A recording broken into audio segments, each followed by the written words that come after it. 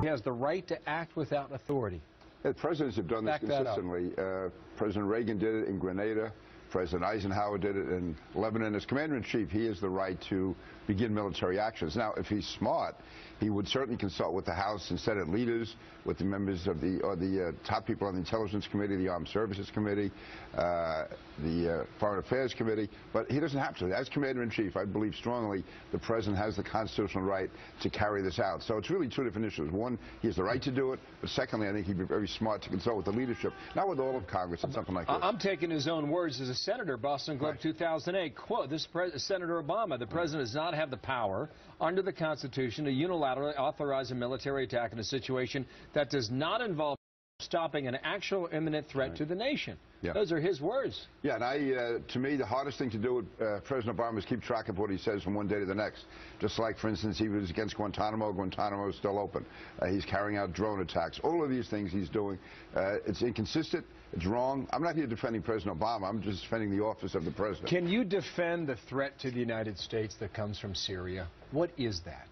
The threat is, well, it's two. One, I think chemical weapons are a threat to everyone. Once that line has been crossed, that puts the entire world at risk as far as the threshold being crossed, and I think severe action has to be taken. But more than that, is this will so strengthen Iran. You will have almost this axis of Iran and Syria, and which really puts the entire Middle East in peril, because then you have Iraq in there, and Iraq now has given its airspace to Iran.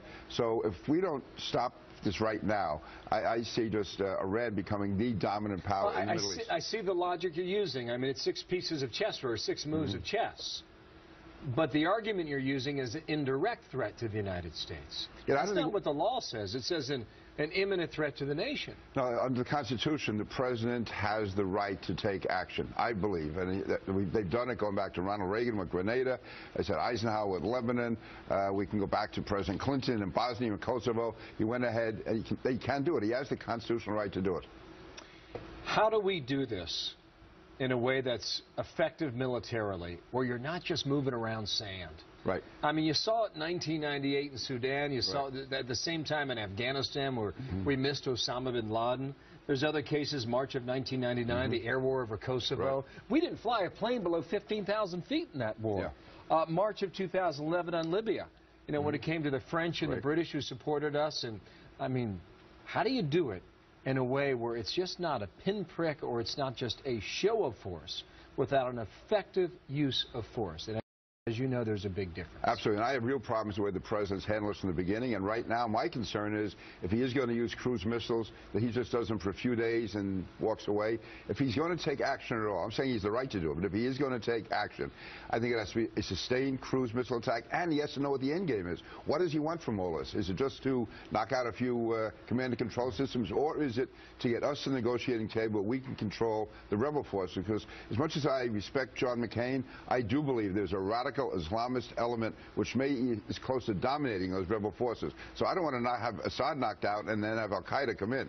So I think if we can neutralize or weaken Assad, force him to the table, then that gives us leverage as far as controlling what the rebels do. So you would be satisfied with a one-day campaign, oh, no, or even a 1-hour campaign, to send the message to Assad without removing him from power?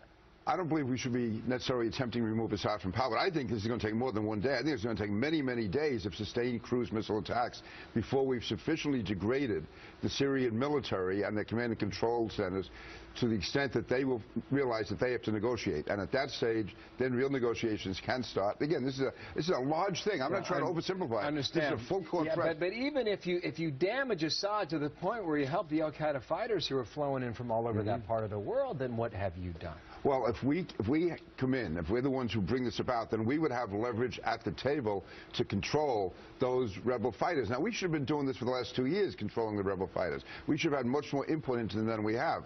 So Obama, it's very hard to defend his policies. I'm really not defending his policy. I'm saying he has the right to carry out the attack. I think attacks have to be carried out, but there has to be an end game. It can't be just a 1 or 2 or 3 day feel-good thing so he can soothe his conscience. Well,